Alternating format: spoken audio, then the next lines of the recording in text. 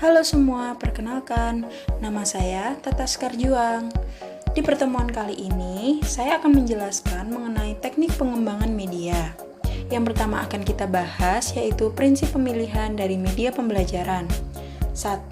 Tujuan, 2. Keterpaduan, 3. Keadaan peserta didik, 4. Ketersediaan, 5. Mutu teknis, dan yang keenam adalah biaya.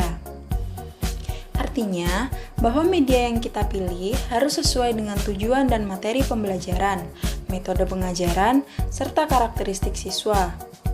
Mengenali ciri-ciri tiap media pembelajaran yang dipilih, berorientasi pada peningkatan efektivitas, mempertimbangkan biaya pengadaan, ketersediaan bahan media, mutu media, dan lingkungan fisik tempat belajar siswa.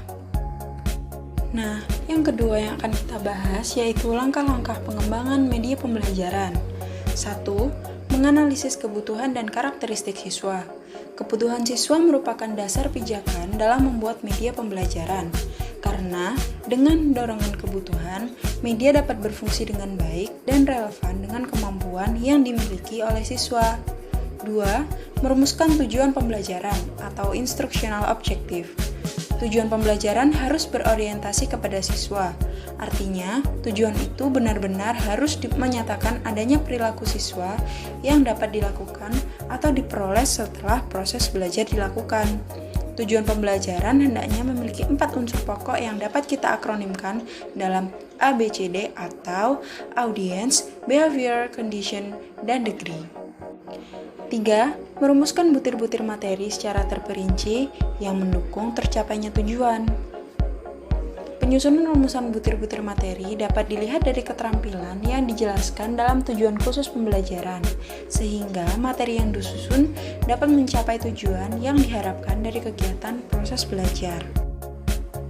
Nah, keempat, mengembangkan alat pengukur dari keberhasilan. Berikut adalah contoh alat pengukur keberhasilan pengembangan media pembelajaran.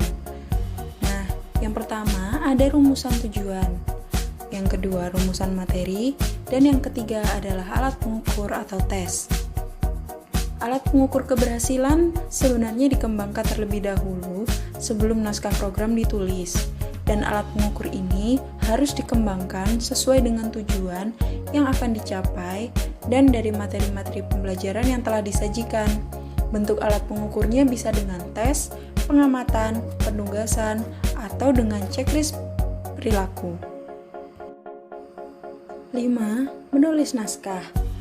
Naskah media adalah bentuk penyajian materi pembelajaran melalui media rancangan yang merupakan penjabaran dari pokok-pokok materi yang telah disusun secara baik.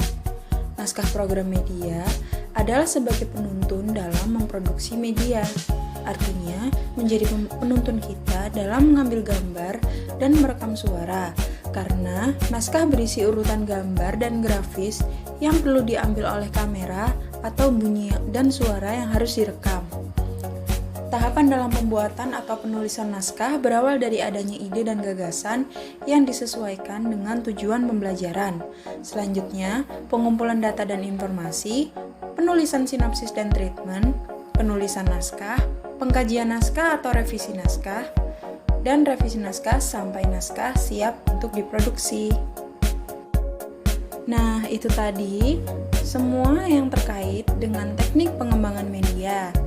Saya Tata, terima kasih telah menonton video ini. Selamat belajar!